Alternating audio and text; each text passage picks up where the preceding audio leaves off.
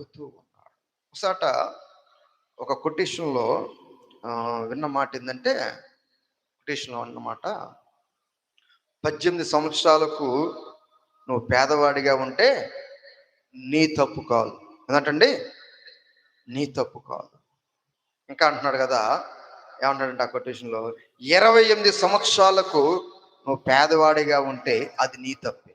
అది నీ తప్పే. ఎందుకంటే 18 ఏళ్లకు నువ్వు తల్లిదండ్రుల మీద ఆధారపడతావు. వాళ్ళు ఏది పెడితే అది తింటావు. ఏది పెడితే అది తింటావు. తర్వాత నిన్ను నీవు నీ కుటుంబాన్ని పోషించుకోగలిగిన శక్తి దేవుడు నీకు ఇస్తాడు. కాబట్టి తర్వాత దాన్ని నిర్లక్ష్యం చేయకూడదు. నేను చాలా మంది చెబుతుంటే విన్నాను,